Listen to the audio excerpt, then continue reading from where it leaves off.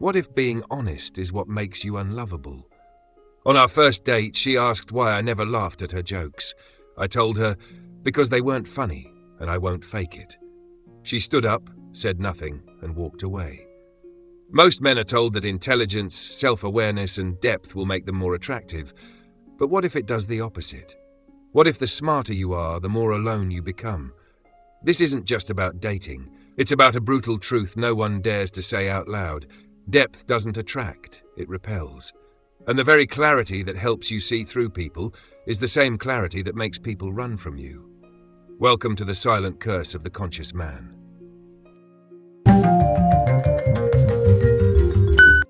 When depth feels like a curse, he doesn't laugh when he's supposed to. He doesn't nod just to keep the peace. He doesn't flirt for sport. And for that, he's left behind. Not because he's cold, but because he feels too much to fake anything. He walks into rooms and senses the tension beneath the smiles. He hears what isn't said. He sees the way someone's eyes flicker when their truth slips through a carefully told story, and he can't unsee it. He tries to care about small talk. He tries to play along, but every word tastes like cardboard, every ritual feels like a lie, and pretending exhausts him more than silence ever could. Here's the twist.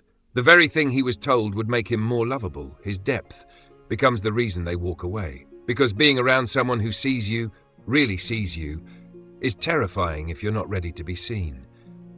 It's easier to call him distant than admit you feel naked around his honesty. It's easier to ghost him than to confess you can't handle what he reflects back at you. He doesn't speak to impress. He speaks from a place that most people spend their lives trying to avoid. Not because he's better, but because he's done performing. He isn't alone because no one loves him. He's alone because he refuses to lie for love. And that's not arrogance, that's grief. So the question is this: if truth feels threatening, what does that say about the kind of love we've been taught to seek? When intelligence becomes a threat, he doesn't raise his voice, he doesn't break the rules, but somehow he still makes people uncomfortable. It's not what he says, it's what he sees. He walks into a room and senses what no one is admitting.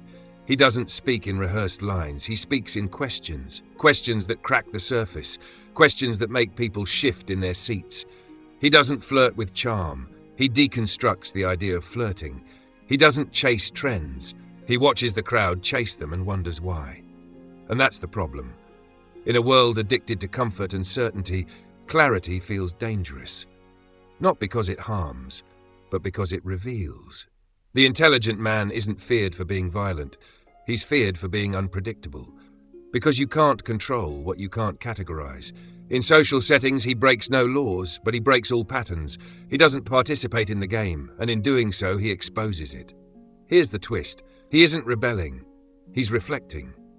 And that reflection terrifies people more than any rebellion ever could, especially in a world that confuses conformity with safety. The man who doesn't follow the script becomes a disruption, not because he's loud, but because he sees too clearly to lie. And what do people do when they can't predict you? They project onto you. They call you cold, arrogant, distant, not because you are, but because you won't play along. In a culture that rewards masks, the man without one feels like a threat. So here's the real question. If society feels safest around lies we all agree to pretend are true, what happens to the man who only speaks what's real? When modern love can't handle the truth, he doesn't fall in love with your smile. He falls in love with what's behind it. He doesn't care how curated your profile is. He wants to know what you hide when the filters are gone. What keeps you up at night, what you're too afraid to say out loud.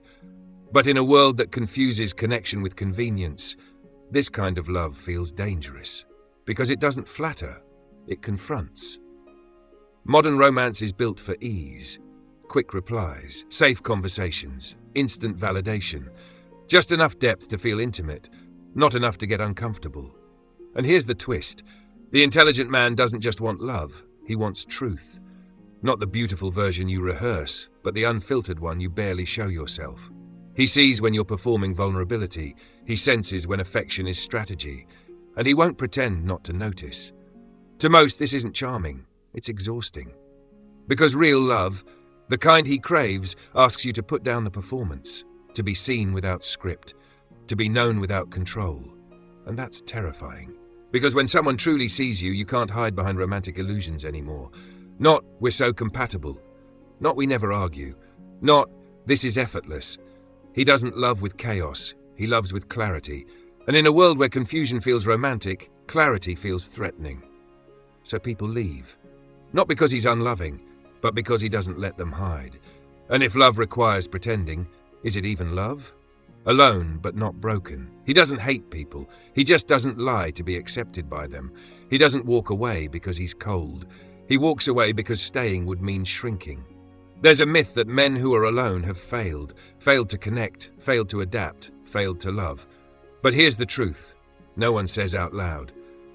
Sometimes solitude isn't a wound. It's a form of rebellion.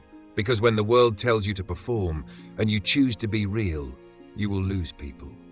The conscious man doesn't isolate out of pride. He isolates because every mask he refuses to wear becomes a closed door. Here's the twist. The more honest he becomes, the fewer places he fits. The more awake he is, the more foreign the world starts to feel.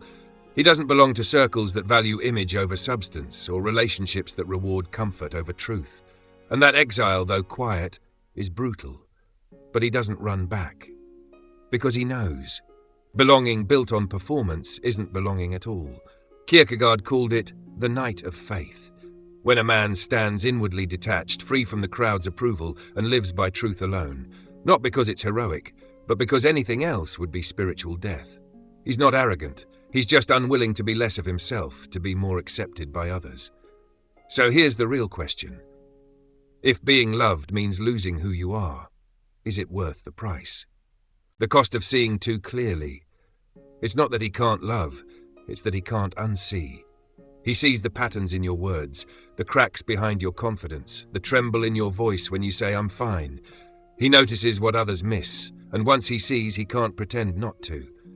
And that's the curse, because once you see the illusion, you can never go back to enjoying it. He doesn't laugh as easily anymore, not because he's bitter, but because very little feels real.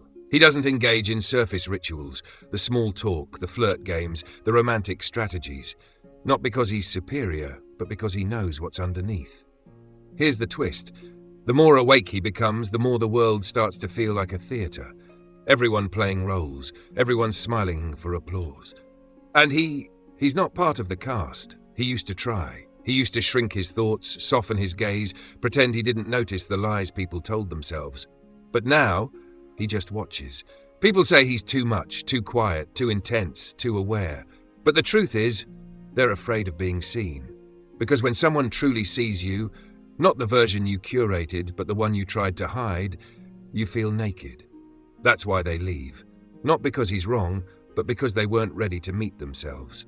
So here's the question. If you had to choose between being accepted for who you're not, or rejected for who you truly are, what would you pick? The quiet question. Maybe the intelligent man was never meant to belong.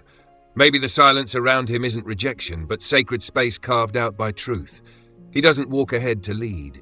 He walks alone because truth rarely walks in crowds. And love that's real rarely comes with company. He doesn't chase. Not because he's proud, but because he's seen how most love is just mutual disguise.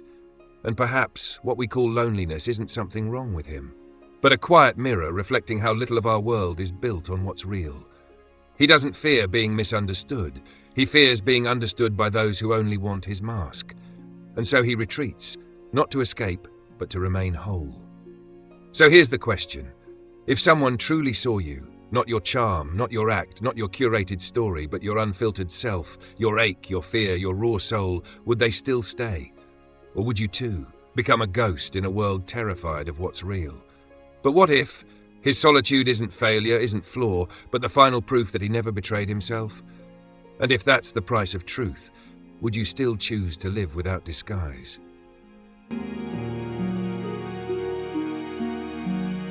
If this journey into the depths of the human psyche stirred something within you, don't let it end here.